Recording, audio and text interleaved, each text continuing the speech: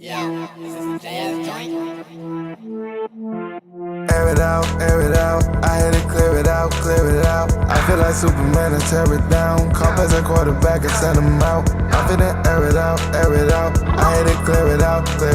I feel like Superman and tear it down. Call as a quarterback and send him out. Take off. I'm on a rocket, a space dog. Bought a new car from Elon, wanna race. I've been asking how long is it gonna take. I've been cracking the car, had to break it safe. I've been writing my wrongs, had to change my ways. I was stuck in one place, so I had to shake. They try holding me down, but I found my way. Roddy Rich and no bicycle, love me. Ride away, then my heart went on ice again. Find the balance, my patience been going thin. In the field every day till I reach the end. Popping up on your side like we had a bounce. Ain't no way that they think that it's stopping now. I've been waiting for my turn to come around. I've been waiting for my turn to come around. Air it out. I had to clear it out. I feel like Superman and tear it down. Call plays a quarterback and send him out. I feel that air it out. I had to clear it out. I feel like Superman and tear it down. Call plays a quarterback and send him out.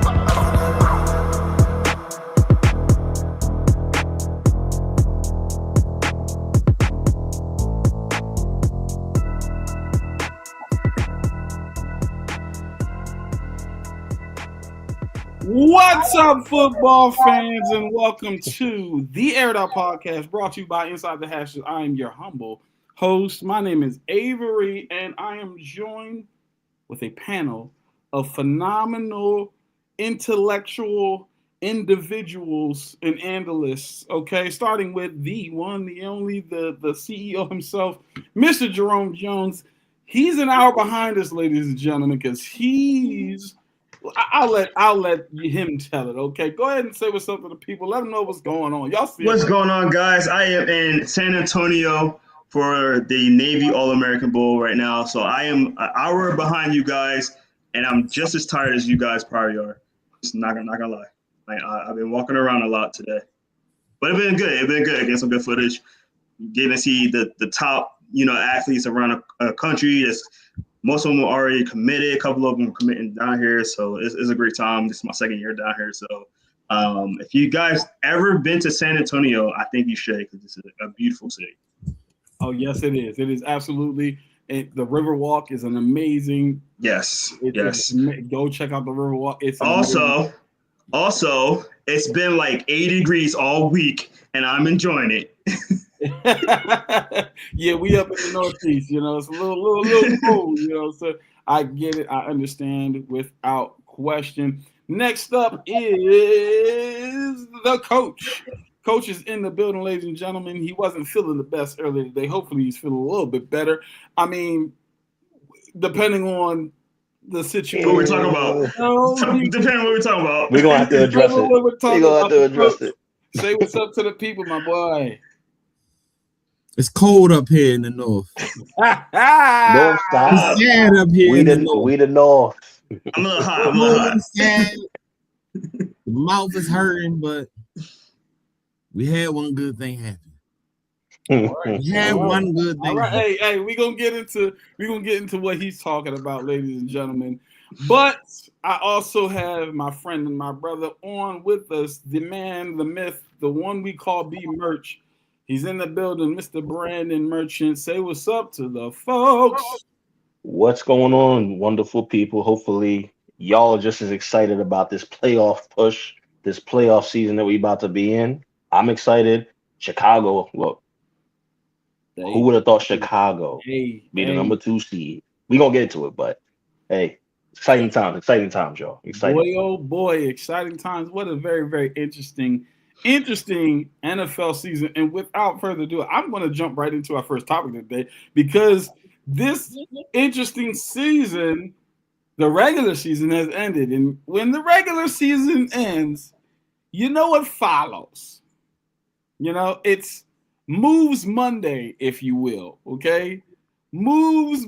What's up? CEO? Can I ask for the NFL to change the name of that Monday? I don't really like the name. I'm not gonna repeat it, but I don't like the name of the day that we firing people. We shouldn't have a different name, but Just leave it. I'm gonna leave it at that. Let's come up with a name. I know. Let's about to say we got branding now. Come on, what's the branding? If you had your choice, what would Roger? Tune in. What would you call it, Mr. CEO? What would you call it? See, I can't say what I would call it because me and my boy had a name for it. I'd rather not repeat. Not on the airways. Not on the airways. Friendly show, people. The kids watching. They got the kids not out politically here. correct. Not politically correct. Brandon, if you had a choice of what would you call the day after the end of the regular season? Ooh, you got me. I don't know. I might need some time to laugh for that. I don't know. Okay. But I mean, if I get to say, something off the top of the head, I mean, it's probably not going to be as catchy, but it's like something like, in motion or out of the something that deals with like motion. I don't know. Just to deal with just to go with the M's, but that's it. All right. Okay. What about you, Coach? You got a name? Move out Monday. So I love how we're trying to be nice about it, but if we're gonna make this fun, right? I was a big old nerd growing up, so Pokemon was my thing, right? Who gets fired? I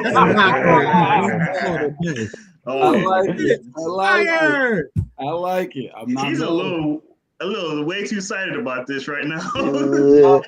If I had my choice off the top of my head, I would call it.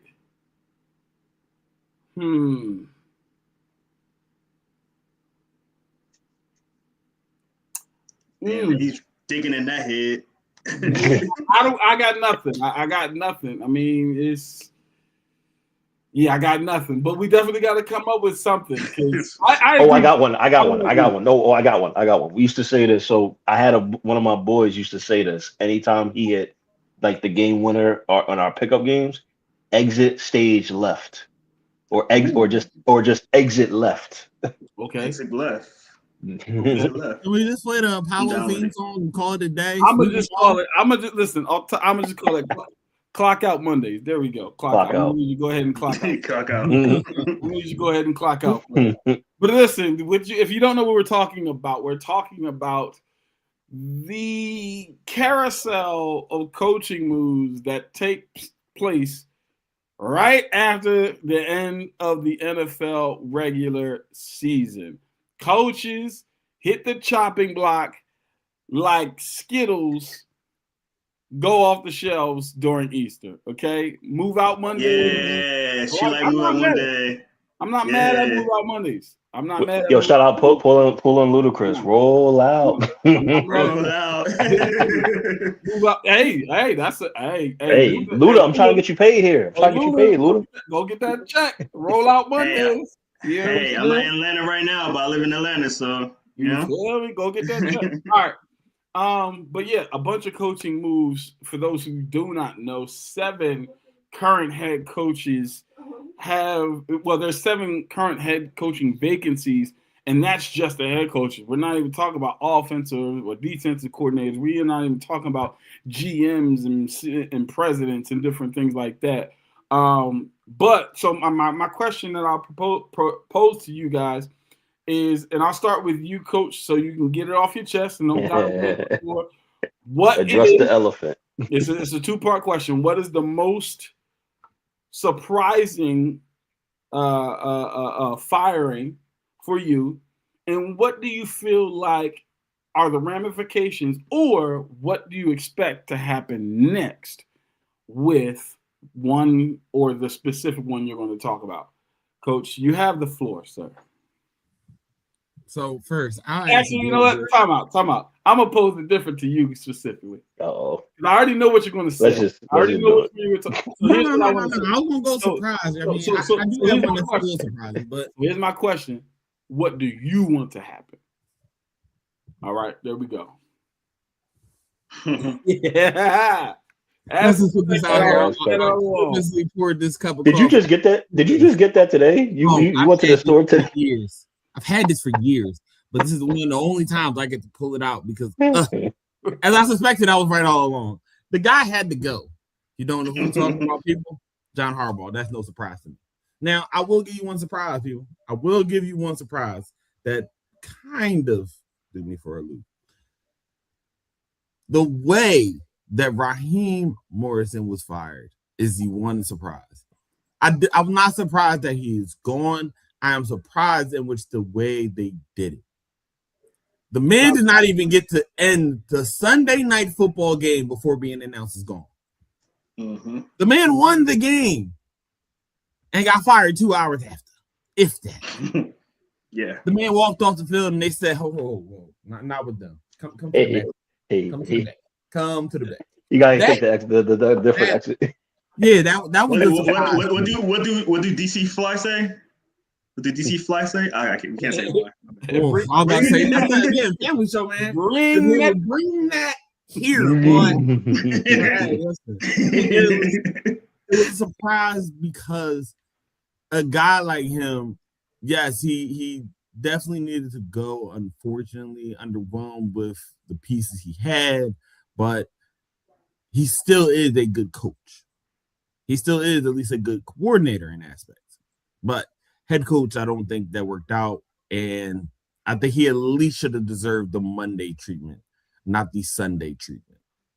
That was my surprise there. The one that I got to get off my chest, y'all, John Harbaugh. Been asked for this for weeks now. Weeks and weeks. And honestly, roll the tape back, people. Roll the tape back. You would have called me last year talking about, hey, it might be time for Harbaugh to go. I was getting crazy looks. I was getting crazy stares. I was hearing, hey, they there. You sure the grass ain't always greener? But hey, we gotta see. It's about that time. I knew it since early on when he could not get us right. When Lamar was out, he could not get the offense right. He could not get the defense going. And if you are a special teams coach, that is a head coach in the NFL, you don't have particular things that you know for offense or defense. Your special teams is not super special. They're good, but they're not super special. You had to be a leader of men and a motivator. This year felt like the first year in a long time where the message was stale. It felt like guys heard it, but they didn't rally behind it. They weren't, ooh, you know what? Let me make sure I don't get my coach fired. Because I've seen the Ravens play and say, hey, let's not get this man fired. I've seen them go hard. This was not that year. So I'm happy to see him going. It's not you're a terrible coach, because we're not going to ever disrespect John Harbaugh. The man has a 60% winning record. He has 189 wins in his career. He has a Super Bowl on his resume. He has a positive playoff record right now as a head coach.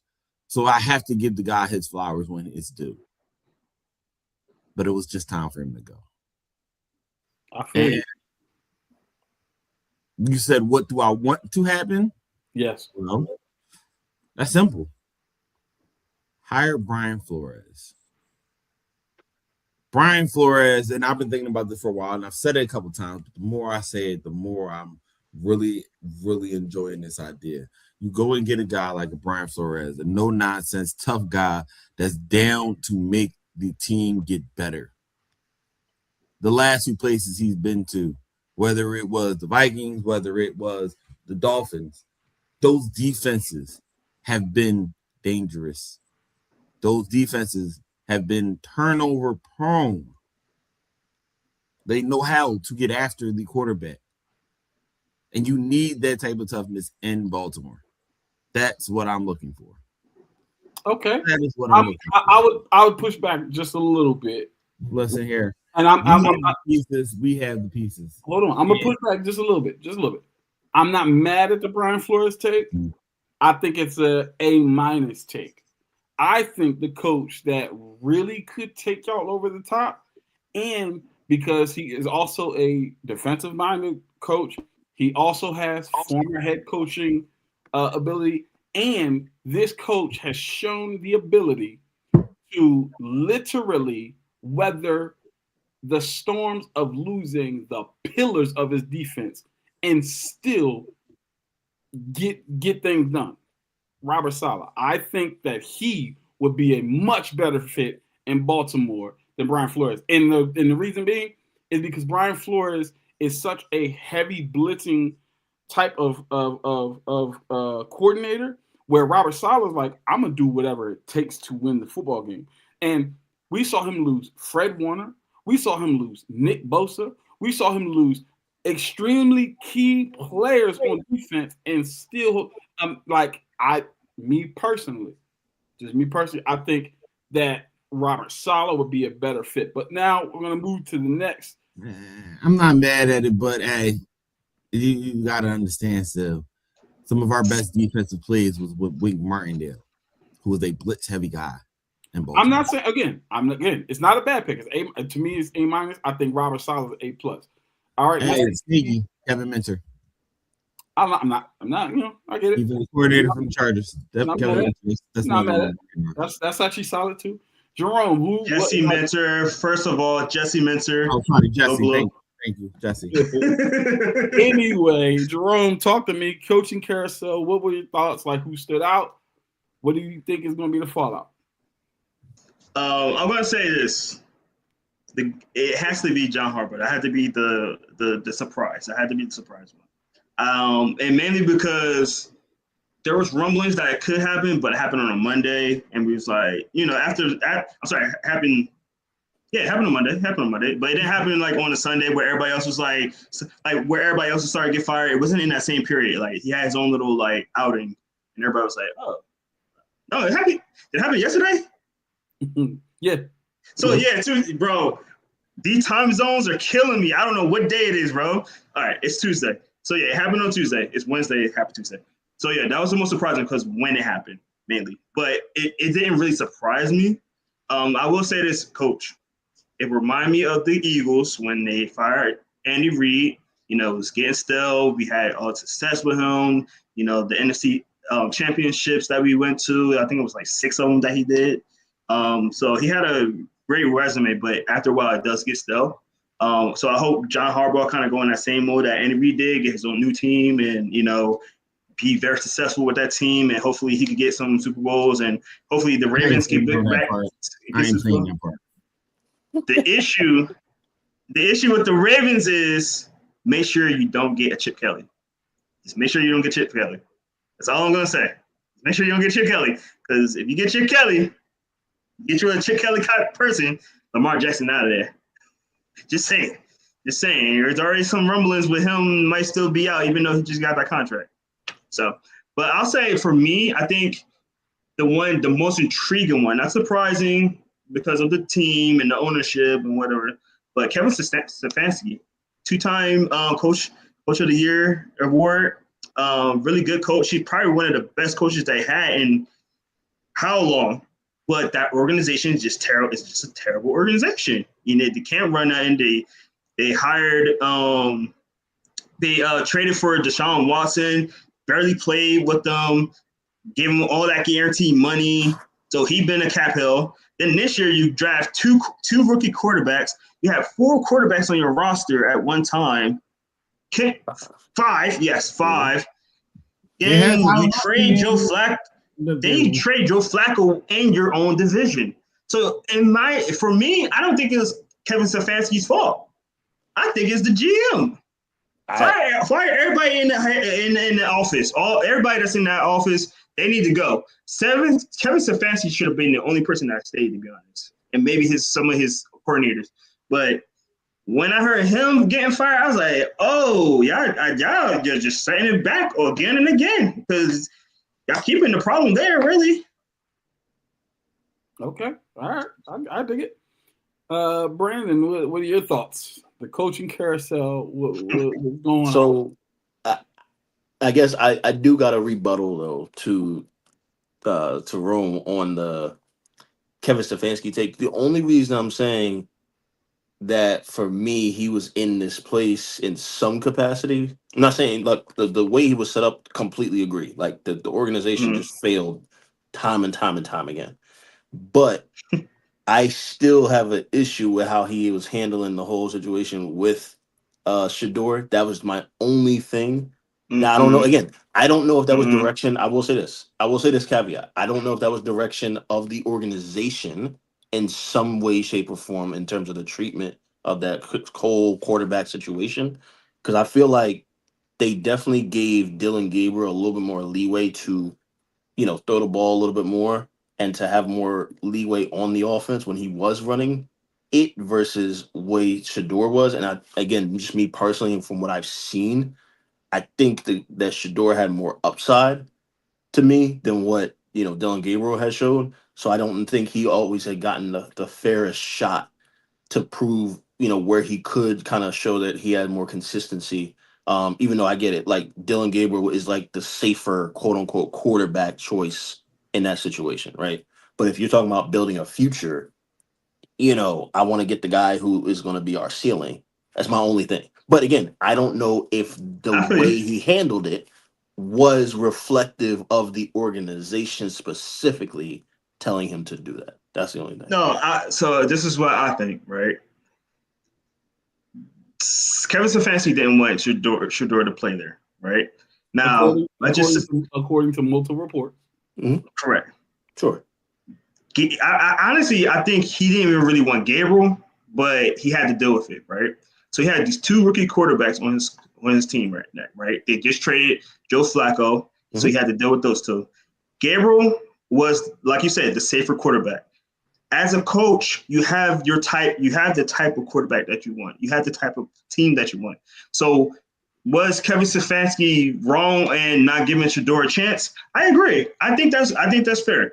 But you got to think about it in the sense like if your organization drafted or got a player on your team, right? And it's not the type of player that you want or you're looking for, and he's throwing picks in the practice, which he's shown that he can throw picks. You as a coach should not just be like, oh, let me put him in because Gabriel's not getting it right. If you have a good defense like the Browns have had a good defense this year, and you got a quarterback that's not going to turn the ball around, and you think about it in a coaching standpoint, and you're thinking about a coach like, hey, he's not winning a game, but he's not losing it either. I'd rather keep him in and have Shador, who's going to keep doing these sporadic throwing and stuff like that, and let my defense cook. So I understand why he did it. I'm not saying that the way he did Shador was right because Shador barely played second string quarterback either. You know what I'm saying? So let's call it what it is, and then Brandon, I want you to get to your actual. Yeah. But let's call it what it is. This is what happened, okay? And nobody's saying it, so I'll be the one to say it. Kevin Stefanski, after they drafted Shador and Dylan Gabriel, said, they don't respect my voice. I'm going to make sure I'm out of here. He forced his way out of Cleveland. I'm not going to play Shador. That's one thing you can't make me do. I'm going to play him when I have to. When did he play him? When Dylan Gabriel got hurt and he was left to play Shador. He had no other option. Correct. He had no other option. He was like, I'm not going to play the best 11 guys. No, he said, I'm not going to do it because when I don't and I buck against the system, y'all are going to see that and fire me. Thanks. Goodbye. I don't want coach of the year 2 times for this organization. I done dragged this team to the playoffs when we weren't supposed to do so with 40-year-old Joe Flacco, and y'all are doing me like this. Bet I'm out. Y'all can deal with it. Peace. Brandon, your take. Yeah, but he was so I guess surprise for me was Morris as well. I was also thinking the same line as coach. I don't know, to me, if he completely deserved it, just my opinion. I think that you guys as a team, right, meaning the Falcons, I don't know if you guys have always been as loaded as possible to give you the team the best shot to win. Obviously, the division is down or has been down for some time. You know what I mean? Is contrary to popular belief, they're not terrible. The NFC South totaled more wins total than the NFC East and the NFC North this year. But I'll let you kill it. Sure, I'm talking about I'm talking about historically, like to this point is what I'm saying. I mean, after Tom Brady, more receipts, but go ahead. After Tom Brady, I don't know. But again, the whole thing I'm saying is even if you want to talk about having wins, I'm just saying just strength. Like nobody's picking any of those teams as Okay, contenders. I'll say this: in the last 20 years, the NFC South is the only division in football to send all 4 of their teams to the Super Bowl. I'm saying Continue to cook. I'm saying recently. I'm saying in recent. I'm just saying recently. Continue to cook. Recently, 3 years ago, I never seen somebody defend a division this much. You said recently in the last 5 years, the Bucs won the Super Bowl. So, but go ahead and continue to cook. They went to 1 bowl. That was like Tom Brady last year. When was the last time the Colts? Oh, all right, but continue to cook. We're not giving that to the Bucs. That was Tom Brady. That's what I'm saying. Not doing that. What are we talking Brady. about? What are we talking about? I'm talking about it. It's 2-4. That shit was there, but do I have to go there to the team that gave up the 28-3 lead? But it's fine. It's cool. MVP, whatever. Hey, but who was Matt Ryan won MVP. I mean, he's supposed to be all world. Julio. I don't know. But who was there though? Are we doing participation awards? Avery, you're not the participation award person. Stop doing this. I'm not a participation award. What I said was the only division to send all of our teams to the Super Bowl in the last 20 years. Okay. No other division in football can say that. Bro, I'm not talking about, but the Panthers going in 2015, that's great. I'm not talking, but you know what I'm saying? I'm talking about now. So why are you skipping over the Bucs?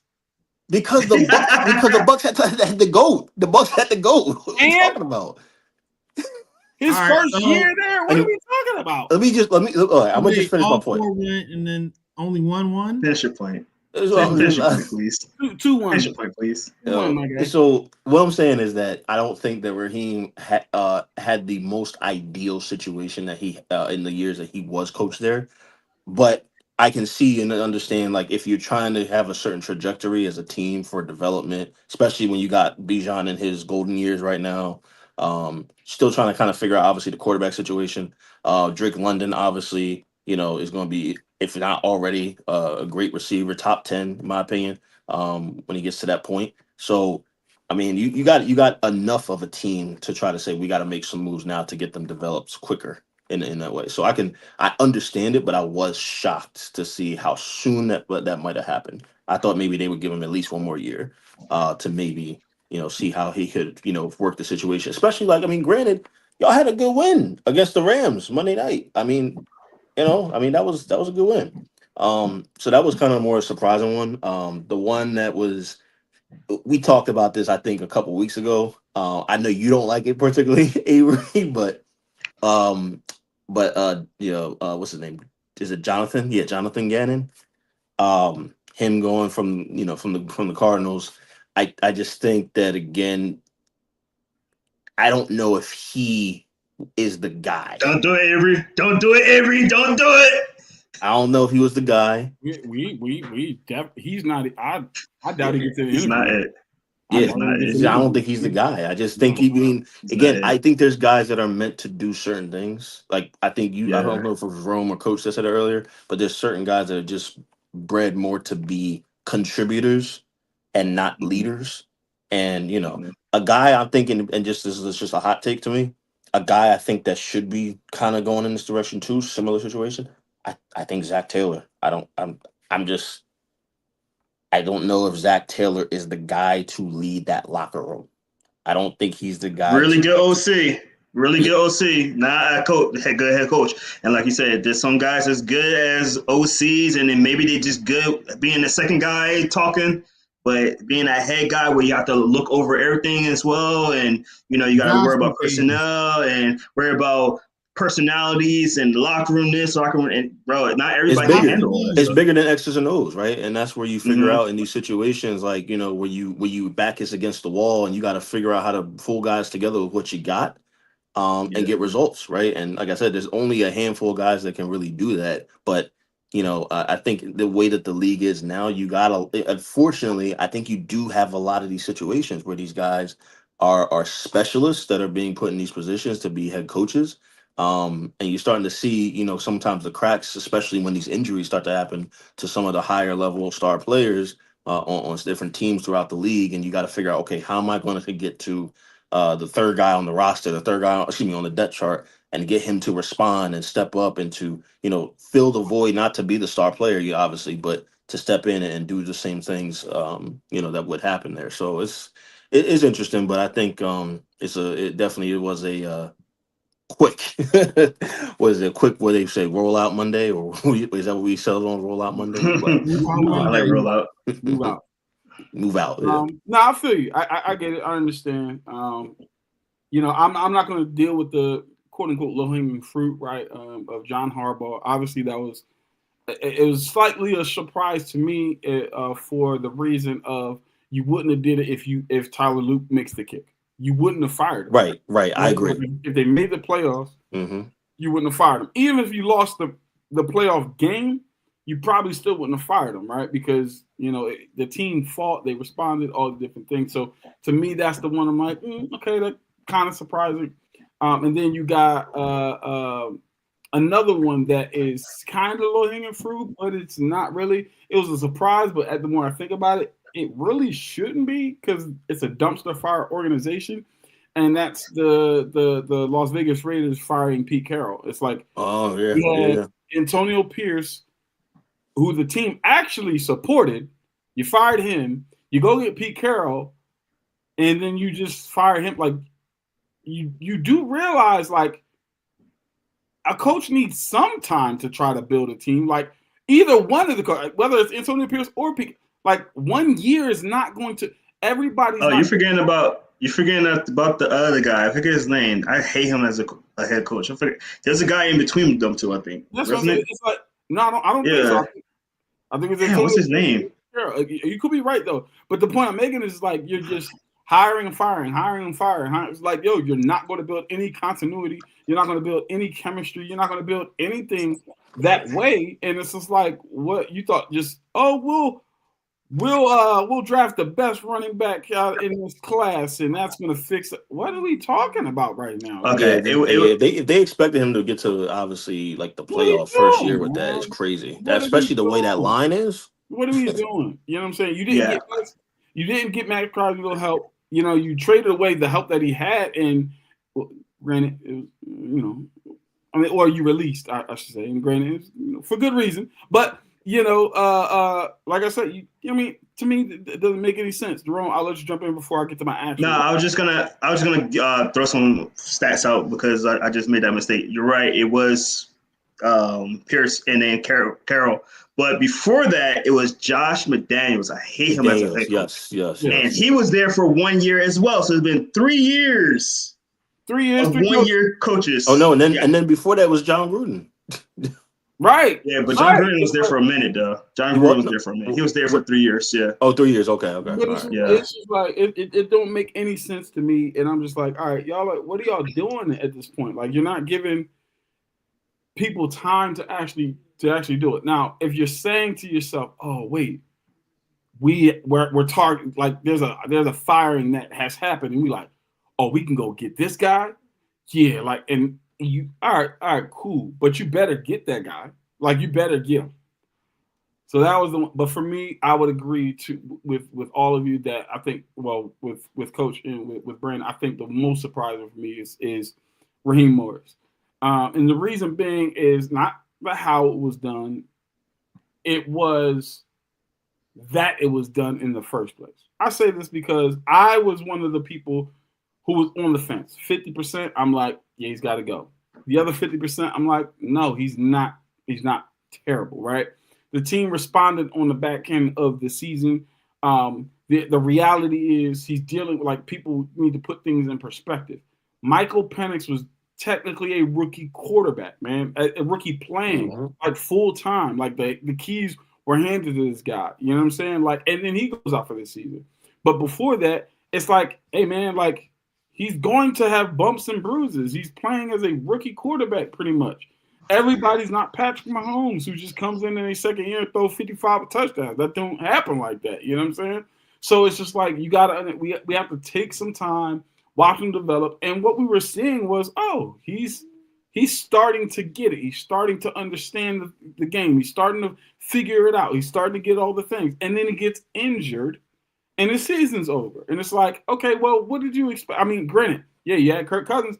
And then what did Kirk do? He played decent. Like, he wasn't great, but we knew he wasn't going to be phenomenal in the offense in the first place. He's already said the pistol isn't necessarily the best for him. Obviously, last year, coming off an Achilles injury, definitely wasn't great for him.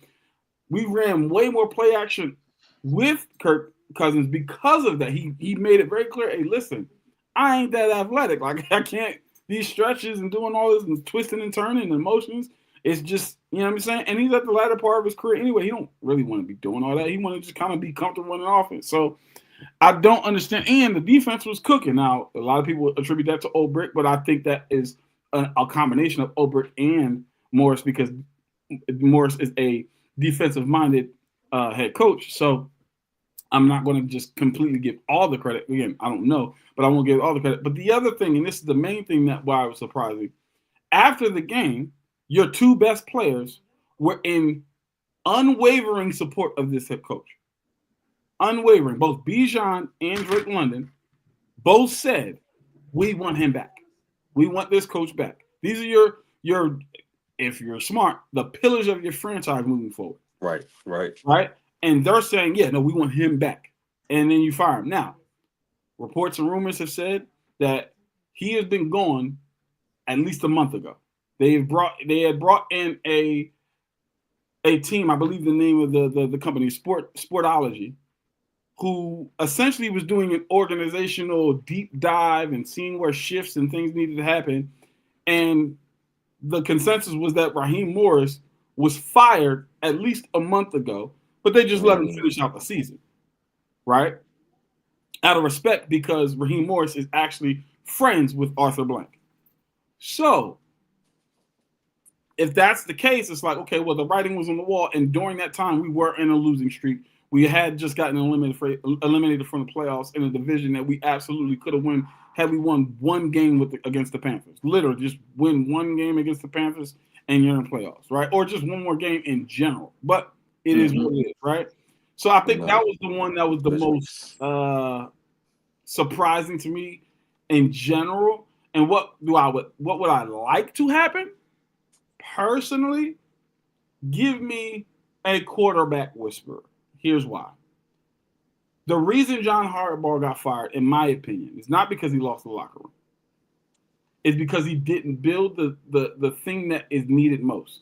You didn't build the staff that was targeted to do one thing: develop Lamar Jackson. Lamar still has terrible mechanics. Lamar still makes immature reads, and he's in his 8th, 9th year in the league. You cannot do that. I'm sorry, as a quarterback, as a leader of the franchise, you're not allowed to do it.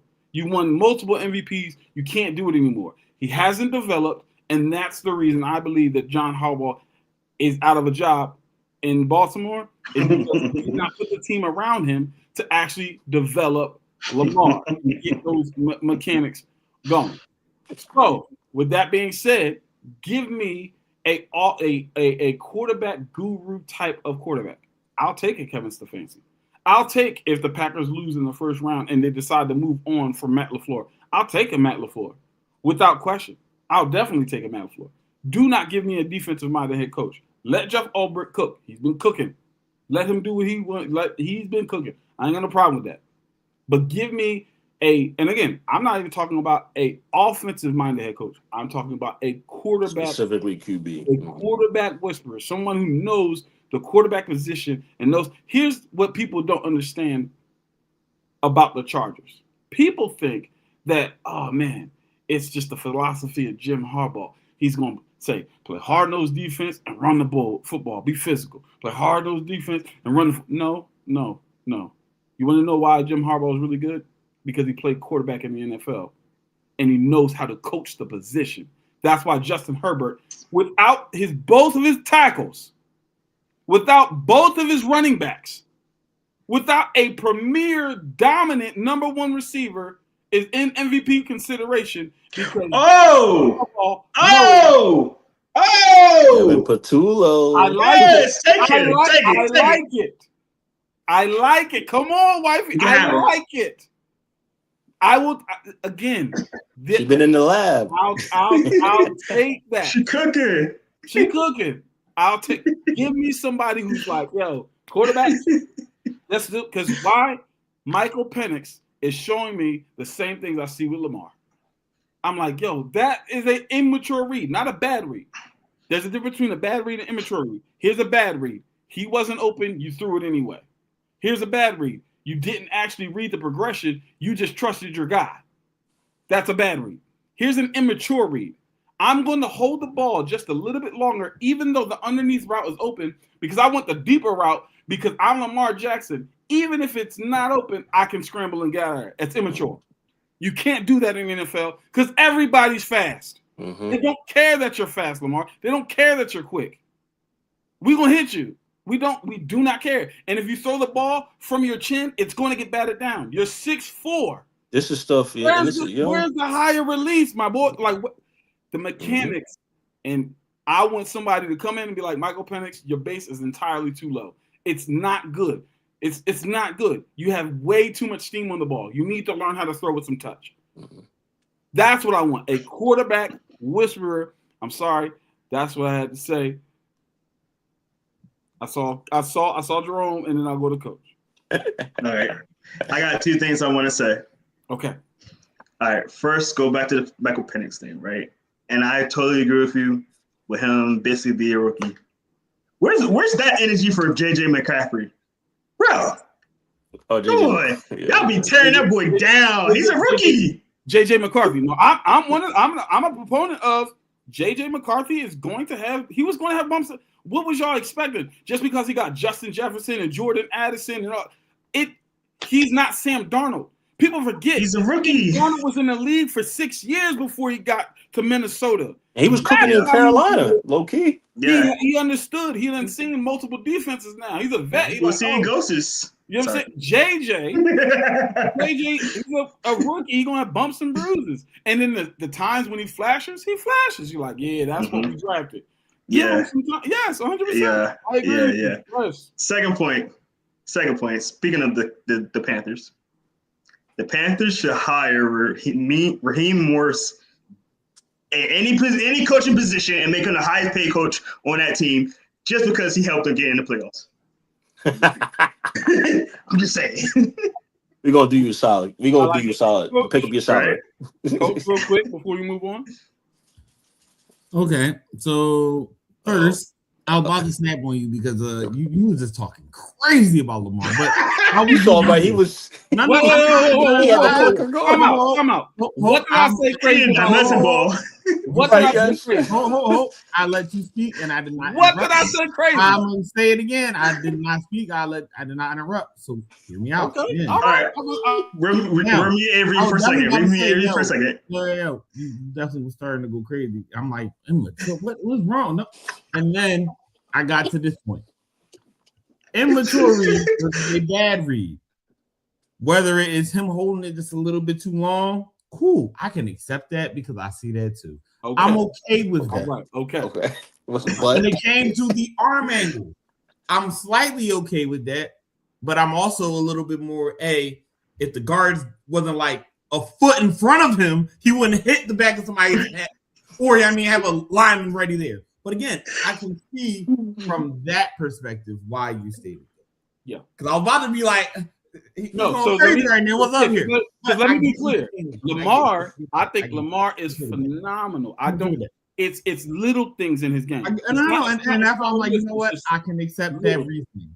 I can accept that. I think reasoning. Me and Avery talked about this on the side the other day. I said, I think, look, call what it is. Lamar's been able to hide behind his talent in some of this capacity.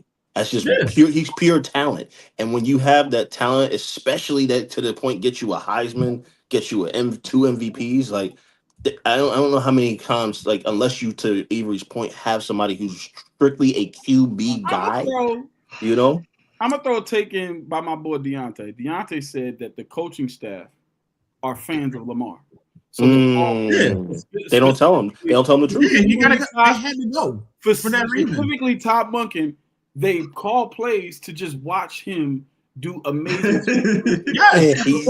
As opposed to Tyler Huntley, you went undefeated when Tyler Huntley started. Listen, Why? look, Derrick Henry had Avery. 35 touches. And this is why But I Avery, said John Harbaugh had to go. You're not making smart coaching moves. Yes, Lamar Jackson is great, but Lamar Jackson is not a save-all, be-all. Yeah. When you have him trying to play Josh Allen's role of I'm gonna play Superman every time, that's dumb. That's not the game. That's not. I agree. But look, I agree with you guys, but at this point of his career, how much do you want to change of that, though? Like, that should have been something you did in the beginning. At this point in his career, how much can you change from that? Because now you're creating a new player. So two things. That's why John Harbaugh got fired, because he didn't develop him all this time. And then number two, we're not saying change his game. We're saying fix his small mechanics. things. Fix his mechanics is different than actually changing his game. If you an athletic player, and you're comfortable in doing what you're doing, and you change that this late in his career, it's gonna be some kind of conflict, bro. I'm telling you, I'm just watch this. No, it's different. This is mechanics. Hey man, your feet are too happy in the pocket. That's not changing your game. Hey man, when you're throwing from this arm angle on a route that's just a curl, the likelihood of it getting batted down, you got to be, because we've seen Lamar use a higher arm angle. So it's not like it's not in his arsenal. He just has to get it wired in, right? And so it's just like, oh, we're fixing mechanics. Now, changing his game is going to Lamar and be like, hey man, you run too much. That's changing. No, don't do that. We're not saying do that. We want Lamar to be Lamar, be Superman. But the difference is saying be Superman when you have have, not just. But look, do you feel like it's easier in that position? I agree, but don't you think it's harder to be like, hey Lamar? I mean, don't you think it's easier for you to be like, hey Lamar, I don't want you to run no more, than to be like, hey Lamar, change your arm angle. Hey Lamar, stop getting happy feet. That's stuff that you gotta like instill in your brain. Absolutely not. And here's for him to learn how to do that. You get what I'm saying? I'm not saying change your throwing motion. I'm saying, yes, you can. Absolutely. Yes, you can. Absolutely. These are small, but see, these are small tweaks, though. Exactly, and that's what I'm saying. These are not. They're not major. These are the things. If they're small things. So, for example, okay, you say, Lamar, hey, listen, we're going to work on your feet this offseason. Why? Because there's nothing else that you do that's such a detriment that's going to be a problem. You mean to tell me in 6 months you can't figure out, oh, okay, boop, and then it becomes muscle memory. And then now, as far as the arm angle on certain throws, that's something that you have to drill in OTAs, where if you see it, you point it out. If you see it, you point it out. If you see it, you point it out. What's going to happen? Lamar's going to get into game, and he's going to be like, oh, you know what? Curl, I remember they said raise the arm angle, right? But that comes with repetition.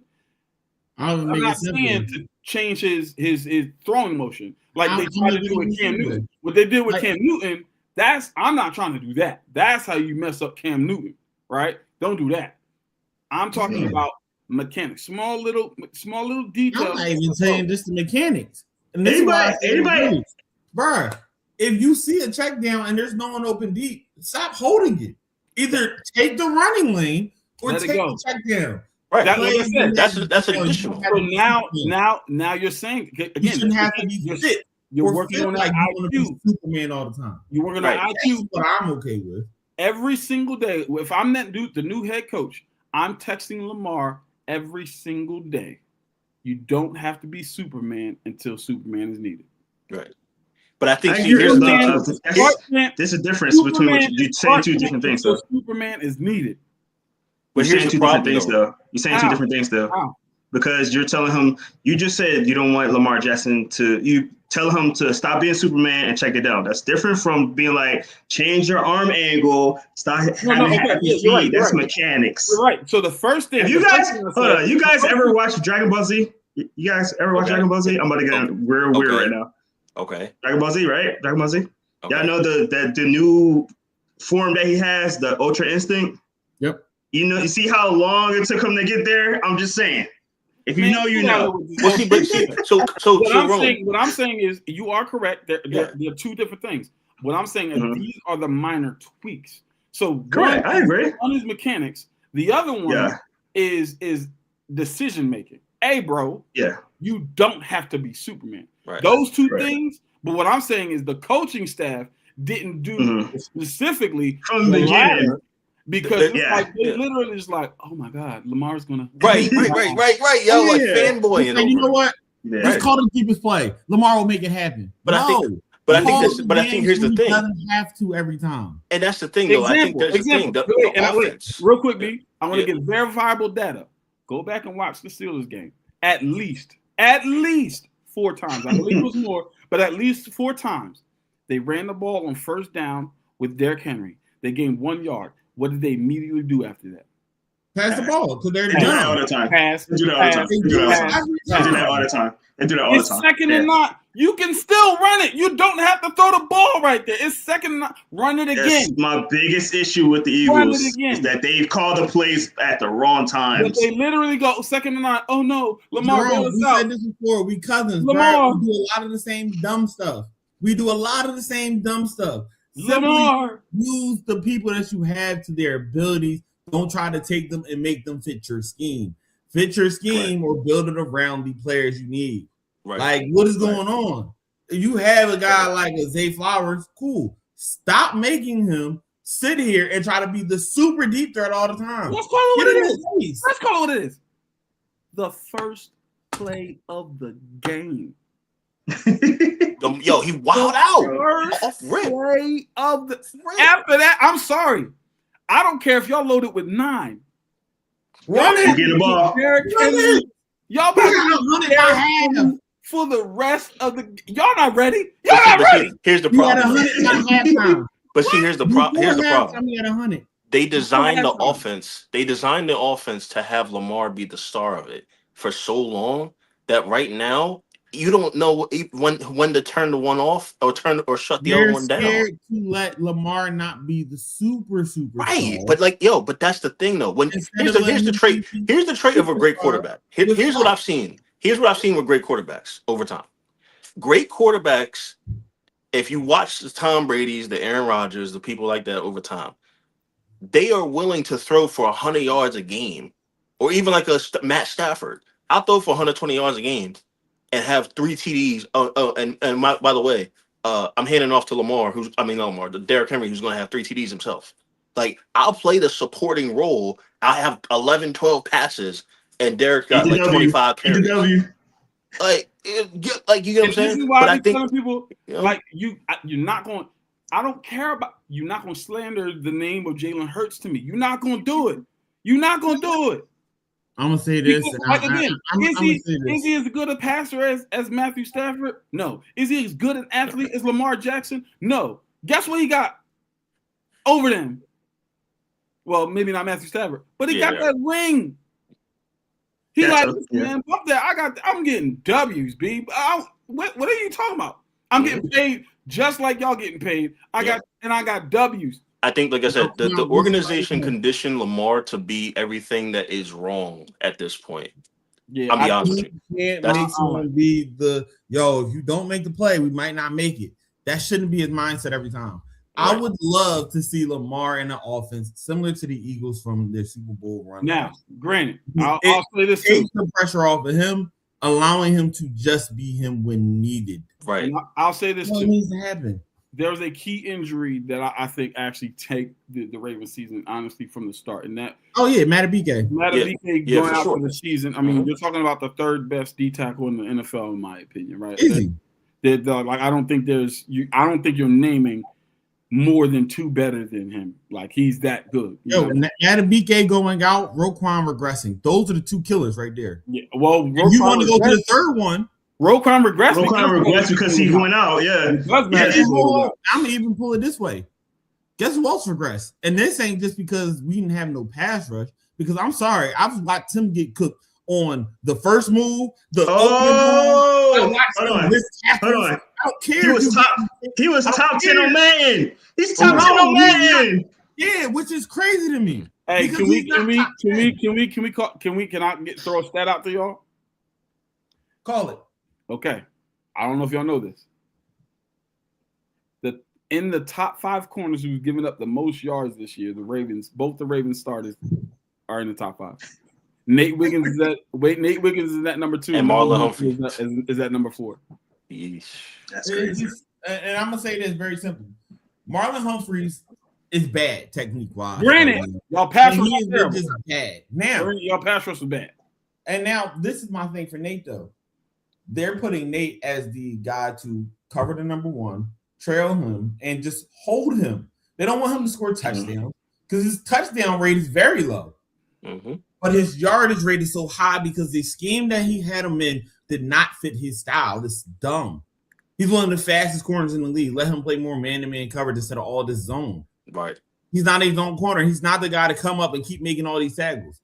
Put him in the best position. You're not doing that. Just took Marlon Humphrey and tried to make him a nickel. Cool. That worked. Right. And what happened? Why is he back on the outside? Why is he back not being able to cover anyone? I can tell you what happened. Like, Should have been Awuzie's poop. Anyway, ladies and gentlemen, Yeah, we're that's gonna move to the next. how you We're gonna move on to the next segment here, ladies and gentlemen, because we don't want to be here all night. And I just want to talk to you as since the year is over, the regular season is now done. I want to know from you guys who are your offensive rookies of the year and your defensive rookies of the year. Mr. Merchant, I'm going to start with you. If you had to pick your offensive rookie of the year and your defensive rookie of the year, who are you going with and why? Talk to me. So I think for me, I looked up some stats. I looked up the results of the team impact. I mean, for me, it's gotta be what they call him T-Mac. They call him T-Mac now, which is crazy. I'm like, bro, there's only one T-Mac. Relax. I'm out. Before you continue, I gotta shout out Jerome Jones. I gotta shout him out because he said it and he's been screaming it since before he got drafted. He's probably going to be the best receiver in this draft. Jerome even went as far to say he might be the best receiver we've seen in the last 3 years. He said it. I gotta give him credit. Credit is due. All right, Baron. I see shades. I'm not saying he's there right now, but I see shades of where we could see a Mike Evans like situation if he maintains. It's different type of player though. Different type of player, but I'm saying like just a consistency, career wise. I get you. I see.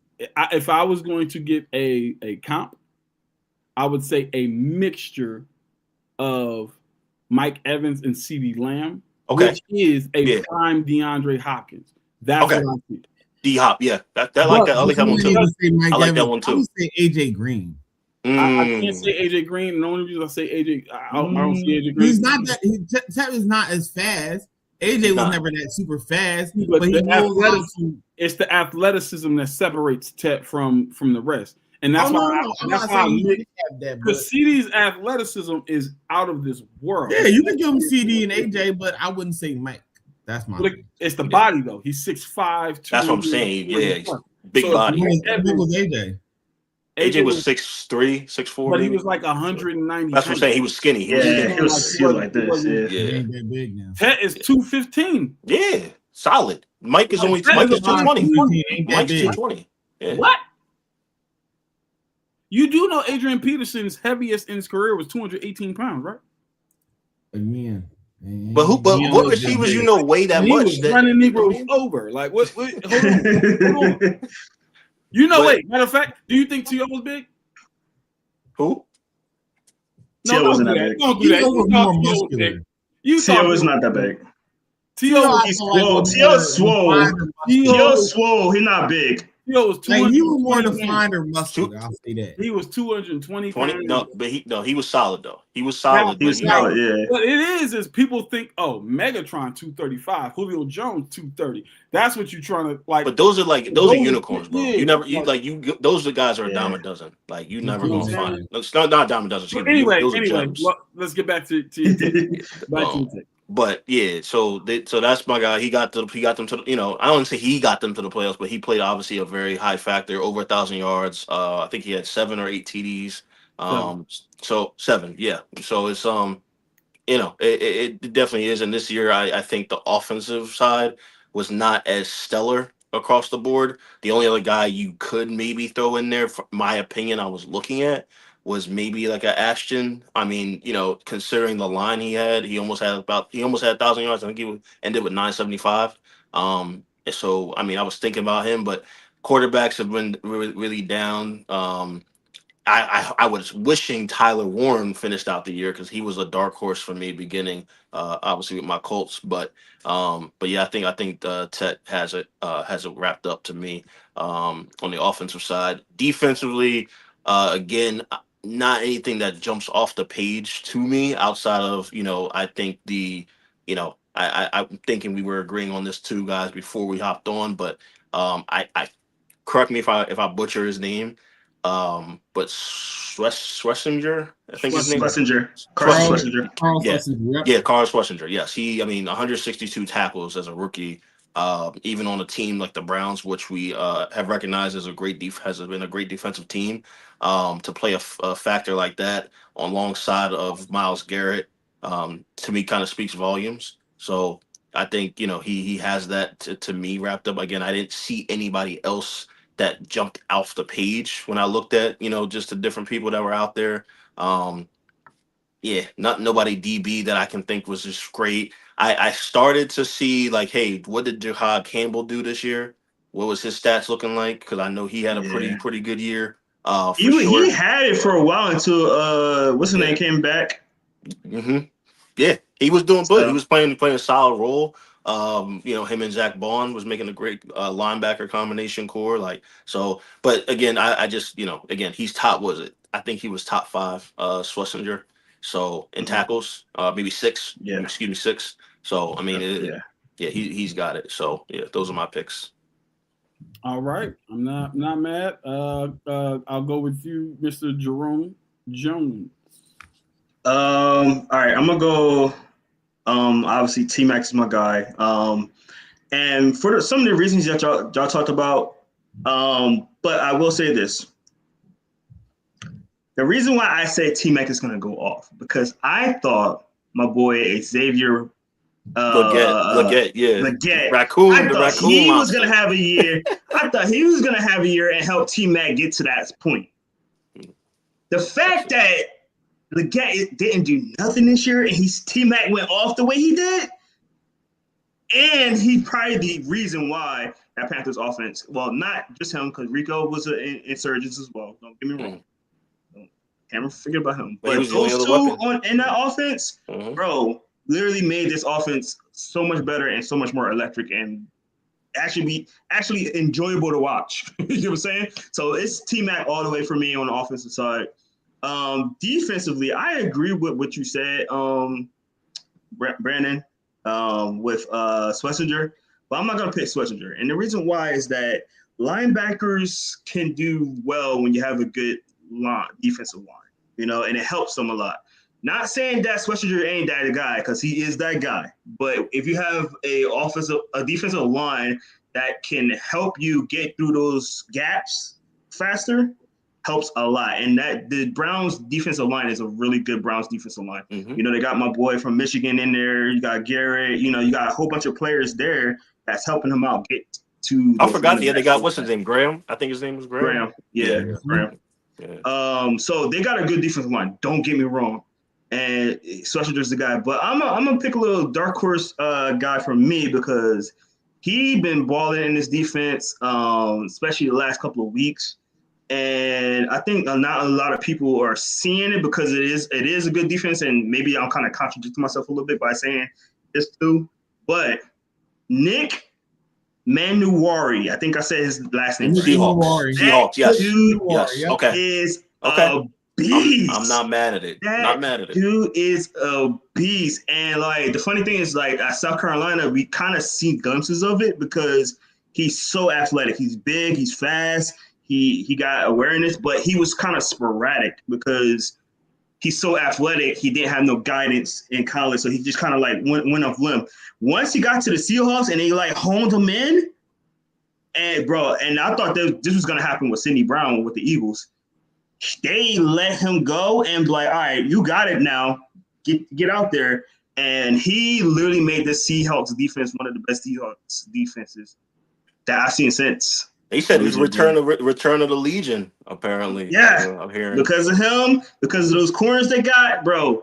It's exciting to watch that defense, and I think he gonna take it. We could say Pierce and the two guys from the Falcons, Pierce, Watts. They've been doing really good as rookies as well. They came on a little too late for me though, so I don't think they would get it. But I think it's between Schlesinger and Nick. All right. But definitely, I wasn't personally saying Nick. Coach, talk to me. All right, so shout out to first off a couple people that got injured that had a chance to do well. Travis Hunter, before he got injured, was finally starting to develop as that number one guy over BTJ or BTA, Ryan Thomas. And let's not forget the reason that the Eagles actually lost to the Giants. The only real reason that the Eagles lost to the Giants. The Giants had a madman at running back that was just headbutting and going crazy against people. Scatterbo was a problem. Wait. His name is Scatterboo. Scatterboo. Listen. Scatterbo was doing his thing early on. Gotta shout him out. I would love to see what he does when he comes back. Him and Tracy is going to be a great tandem. But yeah, I gotta go with McMillan. He just was too dominant at the position and being the number one target, known number one. There's no other receiver on their roster that had over, I believe, 500 yards. No other receiver. Leggett had about 3-something. Coker had about 3-something. Like, he really was their offense, period. Other than, Rico Dowdle. He also included. Yeah. But the only other one other than that I can really, give a chance to at this point would have been Emeka Egbuka if he could have stayed a little more healthy. I meant to say that. He was having a great year. Yards. He wasn't that far off from Tech. He really wasn't. He was getting touchdowns. Yes, he had Mike Evans and Chris Godwin at points in the year, but there were points in the year as well where he was the number one guy and still producing. Yeah, that's exactly what I said. So I have to give him his credit for that. But I would say Schlesinger is the guy. It is what it is on defense. I'm sorry. Yes, you have a good D-line, yada, yada. That's nice and all. But the guy had 2.5 sacks, 11 tackles for loss, 3 picks, and 156 tackles as a rookie linebacker on a team that had a defense that was consistently out there because their offense was not doing good at all. Almost at any point throughout the year. You know that the defense was going to be tested, and he stepped up. You can give a shout out to Kevin Pierce. He had 10.5 sacks. Love that for you, Avery. We would love to have somebody like that. Give some type of goddamn pressure. But yeah, I mean, other than that, Nicky Mawari, yeah, he did good, but too late. Same thing with my Malachi Starks. He didn't come on until a little bit later. He didn't start to develop until a little bit later. He didn't come on as strong as Nicky Mawari, but that was another guy that could have possibly been it. But the guy that stepped up from start to finish was Schlesinger. There was too many other guys that had dips and lows, and that guy was consistent from game 1 to game 18. I'm sorry, from week 1 to week 18. So it got to be him. I have no other person that I can think of. All right. I'm not mad at it at all. I'm not mad at the takes. I disagree in some aspects. I'll give my honorable mentions for Offensive Rookie of the Year first, and then I'll give the actual person. Honorable mention is obviously, Cam Scatterbo, who unfortunately got hurt. I think what he did and what he brought to the Giants. Scatterboo. Yeah, the identity that he brought to the Giants. Him and Jackson Dart, really. But him in particular. And the reason I put him over Ashton Jeanty, even though Jeanty, played the entire year and had the numbers, is because Jeanty didn't bring what Scatterboo brought in as far as that intensity and that identity. It's like he was like, I'm going to run. What Marshawn say? Run through a mud face, right? And Scatterboo was absolutely doing that. Not to say that Jeanty can't or wasn't, but to the level of how he was starting to change it to the point. I mean, they beat the Eagles, a division rival. It was just, it was really. You didn't want to tackle him. Yeah, it was just really, it was impressive to watch.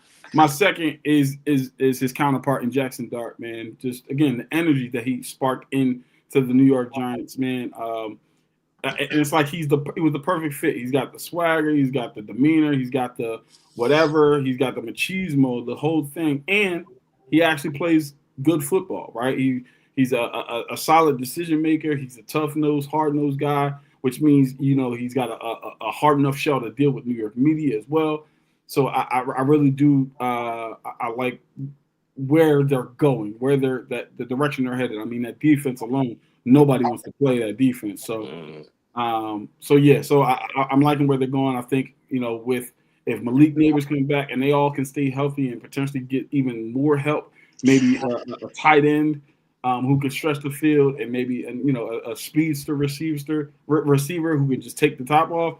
You're talking about a dangerous New York Giants team. Hey, shout out Wandale, over 1,000 yards this year. Shout out to him. But again, to me, he's the intermediate guy, the short, the screens, all the things. Then you got Malik Neighbors, who's the possession, the consistent, like we're going to get you the ball, short to intermediate, and in the red zone, when we need a play, we're going to you. And then you need to take the top off guy, and then you need a tight end who just knows how to be a matchup nightmare, right? Anyway, that's. I hate the fact that I love Jackson Dart so much. I hate it. I hate it so much. I get it. But pre-draft, bro, everything you saying pre-draft, I was saying about that with Jackson Dart, and then I seen him at the Senior Bowl, and that confirmed it, and then he went to the Giants, and I'm like, oh, I love this kid, and yo. And my last honorable mention is, without question, I got to give love to Shedeur Sanders. Doesn't have the numbers, doesn't have the record, doesn't have the things, but what he had to endure, his professionalism is the reason that I would put him in honorable mention of Rookie of the Year. His professionalism was out of this world. He was getting, even some of the questions by his own media. He like, are you really seriously asking me this question right now? Like, it just was mind-boggling how professional, and it's a testament to his father and his family and what he instills into his sons and his young men at this point. It's a beautiful testament to that. And it's not like he played terrible. Was he great? No, but he wasn't horrible. He had that team starting to feel. You can feel in the organization like, all right, we might got something here. Like so for me, I got to give him an honorable mention. But the answer is without question.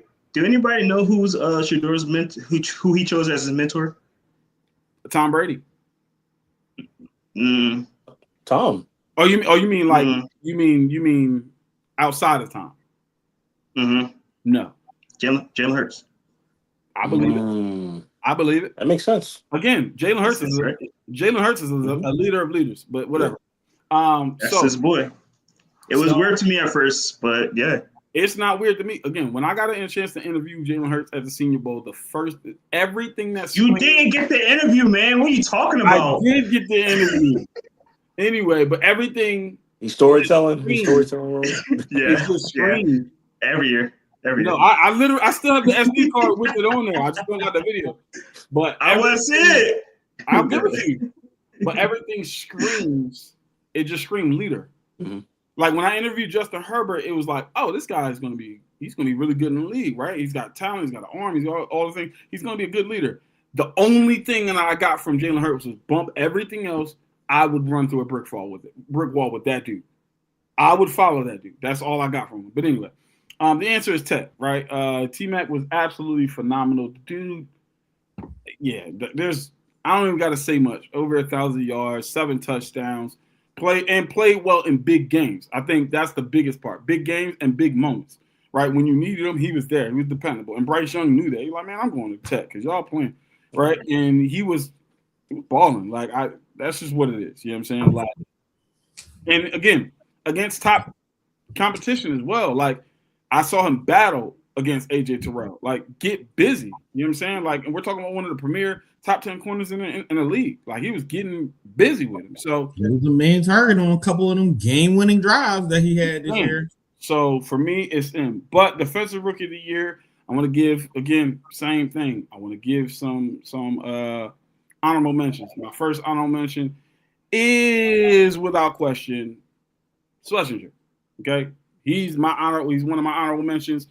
he would be he's number 2 for me, but he's not number 1.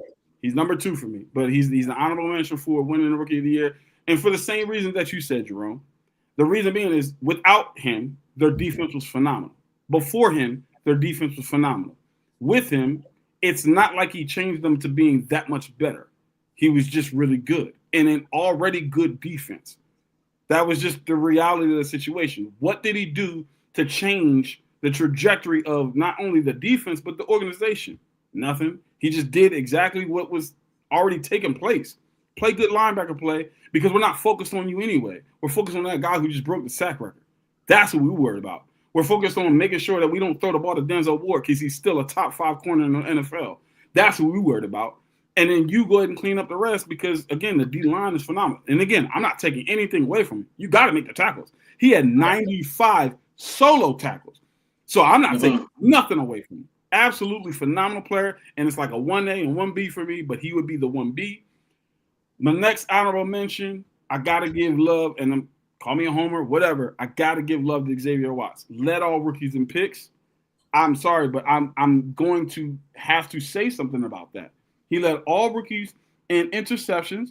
What else? He 6 and pick 6 as well. I think something like that. He had the most pick 6, I think. He had 11 passes deflected, which is tied with Iminori, right? Where else we at here? He had 1 forced fumble. He played out of his mind and changed the back end of that defense, right? So for me, I'm sorry, I gotta give some love to him, but he's not the winner, right? He's not the winner. The winner, though, for me, without question, and I don't understand how y'all not seeing this. I mean, y'all mentioned his name, but James Pierce, without question, is the defensive rookie of the year for me. He led all rookies in sacks.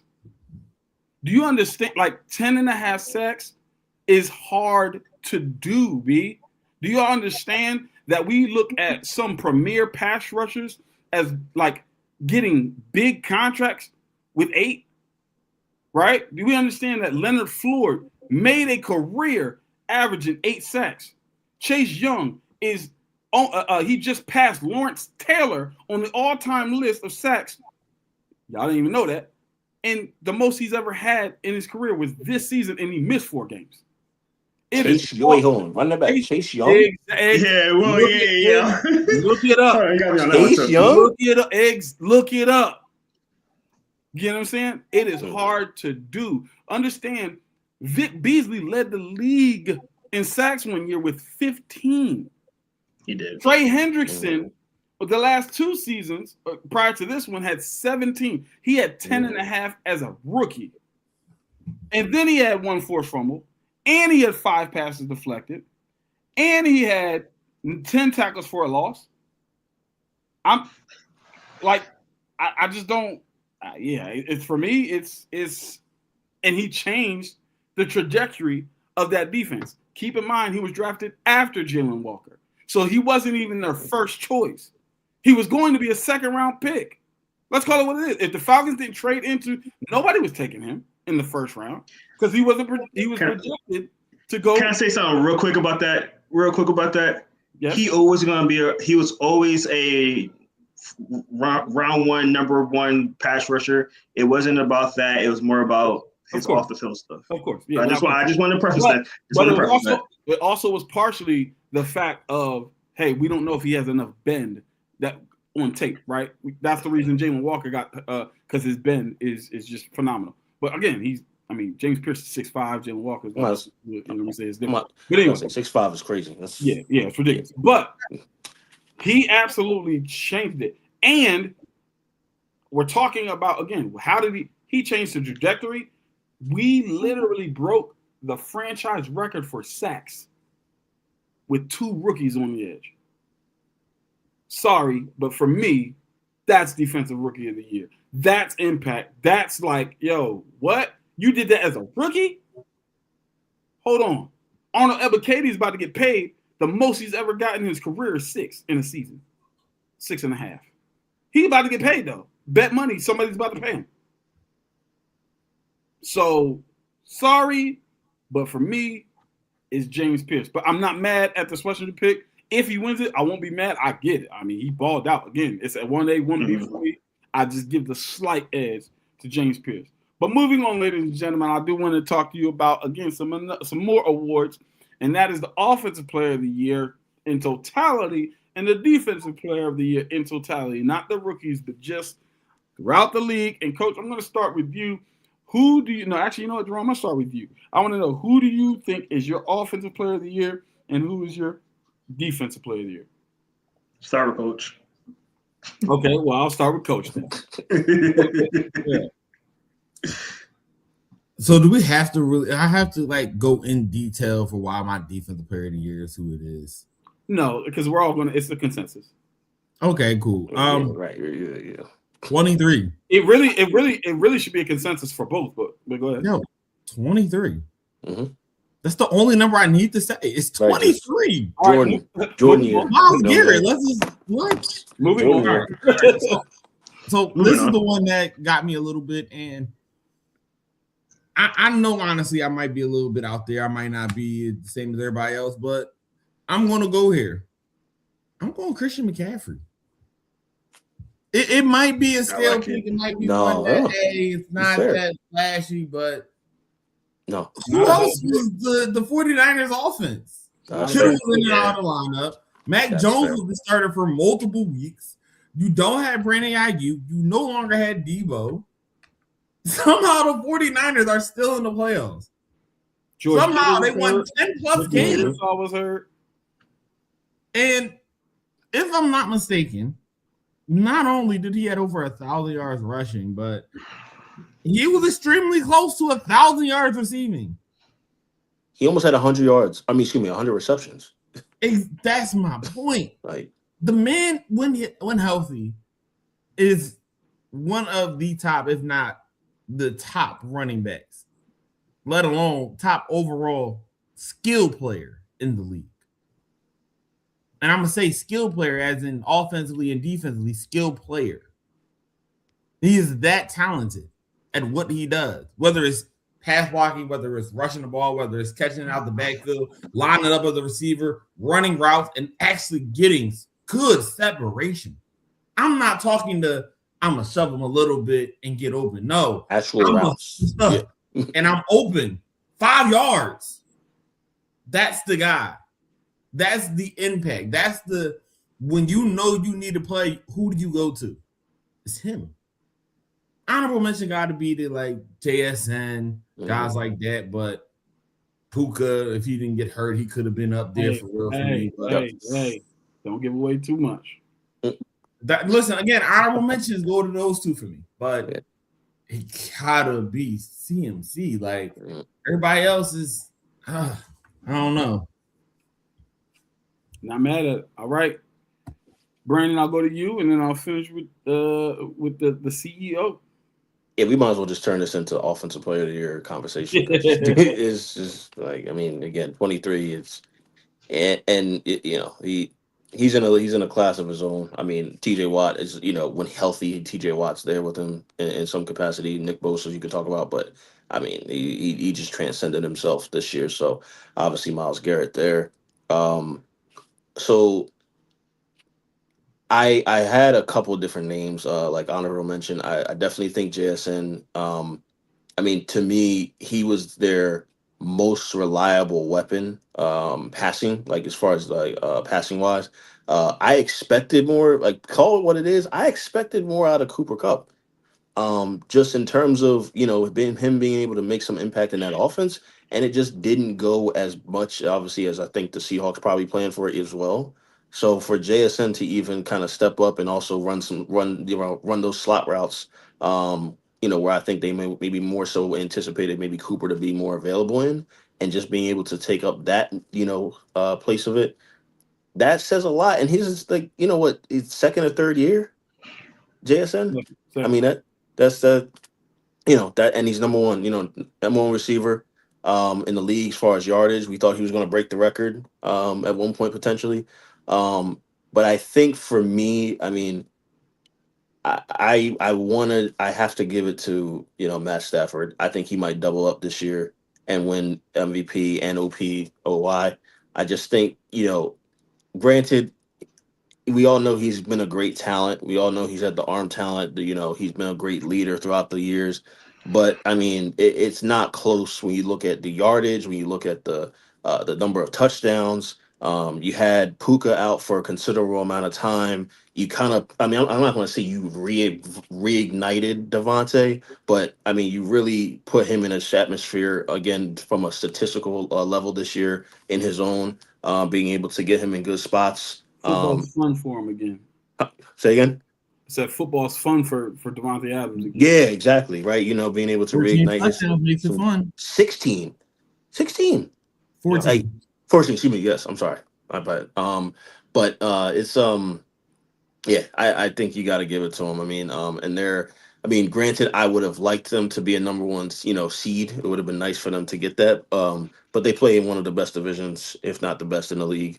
So I can't fault them for that, especially because, I think that Falcons game defense probably didn't show up as much as you want them. So obviously out of his hands, threw a couple picks. But again, I think for me, it's Matt Stafford. It's a couple picks, whatever. But I think he might double up. I think he might double up this year. 3 or 4. But anyway, all right, Mr. Jerome Jones.